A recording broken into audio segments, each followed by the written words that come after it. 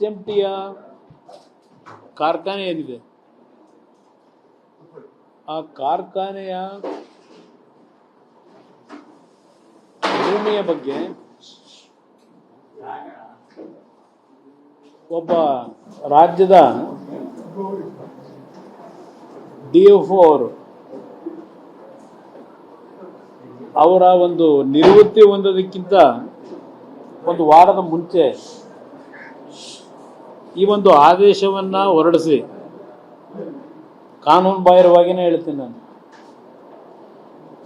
ಕೋರ್ಟ್ಗೆ ಸಬ್ಸಿಡಿಸಿದು ಈಗಾಗಲೇ ಈ ಒಂದು ಭೂಮಿಗೆ ಸಂಬಂಧಪಟ್ಟಾಗೆ HMT ಮತ್ತು ರಾಜ್ಯ ಸರ್ಕಾರದ ನಡುವೆ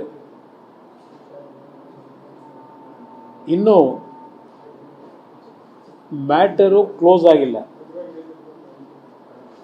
ಇವತ್ತು ಅಲ್ಲಿ ವಾದ ಪ್ರತಿವಾದದ ಹಂತದಲ್ಲಿ ಇರ್ತಕ್ಕಂಥದ್ದೇನಿದೆ, ಈ ಅಧಿಕಾರಿಗೆ ಯಾವುದೇ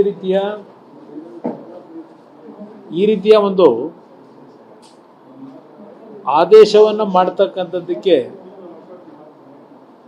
ಕಾನೂನು ಬಾಹಿರವಾಗಿ ತೆಗೆದುಕೊಂಡಂಥ ನಿರ್ಧಾರ ಇದೆ. ಕೋರ್ಟ್ನ ತೀರ್ಪು ಬರದೆ ಇವರೇ ಏಕಾಏಕಿ ಏನೋ ಒಂದು ಸುಮೋಟೋ ತಗೊಂಡಿದ್ದಾರೆ ನಿರ್ಧಾರ. ಬಹುಶಃ ಈ ರಾಜ್ಯದ ಕಾಂಗ್ರೆಸ್ ಸರ್ಕಾರಕ್ಕೆ ಯಾವುದೇ ಸರ್ಕಾರಿ ಸ್ವಾಮ್ಯದ ಕಾರ್ಖಾನೆಗಳು ಉಳಿಬಾರದು ಅಂತಕ್ಕಂಥದ್ದು ಇವರು ತೀರ್ಮಾನಕ್ಕೆ ಬಂದಿದ್ದಾರೆ. ಈ ಸರ್ಕಾರದ ಹಲವಾರು ರೀತಿಯ ತಪ್ಪು ನಿರ್ಧಾರಗಳಿಂದ ಈಗಾಗಲೇ NGFನ ಭೂಮಿಯ ಒಂದು ಅಕ್ರಮಗಳನ್ನು ನಡೆಸಿದ್ರು. ಇವತ್ತು ಈ ಒಂದು ನಿಮ್ಮ ಮೈಸೂರು ಪೇಪರ್ ಮಿನರಲ್ಸು ಅದರ ಹಣೆಬರ ಏನಾಗಿದೆ ಶಿವಮೊಗ್ಗದಲ್ಲಿ. ಈ ಕಾರ್ಖಾನೆಯನ್ನು ನಾವು ಪುನಶ್ಚೇತನಗೊಳಿಸಬೇಕು ಅಂತ ಹೇಳಿ ನಾನು ಕೇಂದ್ರದಲ್ಲಿ ಮಂತ್ರಿ ಆದಮೇಲೆ ಕೇಂದ್ರ ಸರ್ಕಾರದ ಒಂದು ಡಿಸ್ಇನ್ವೆಸ್ಟ್ಮೆಂಟ್ನ ತೀರ್ಮಾನಗಳೇನಾಗಿದೆ ಅದನ್ನು ಹಿಂಪಡೆದು ಕ್ಯಾಬಿನೆಟ್ನಲ್ಲಿ ಈ HMTಯ ಒಂದು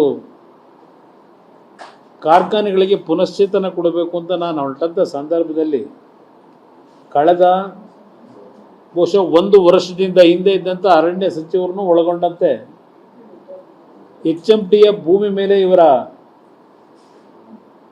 ಅತಿಕ್ರಮಣ ಅಂತೀನಿ ನಾನು ಮಾಡ್ಲಿಕ್ಕೆ ಹೊರಟಿರ್ತಕ್ಕಂಥದ್ದು ಸರ್ಕಾರ, ರಾಜ್ಯ ಸರ್ಕಾರ. ಈ ಕಾರ್ಖಾನೆ ಪ್ರಾರಂಭ ಆಗಿದ್ದು 1960-65 ಆಸ್ಪಾಸ್ನಲ್ಲಿ.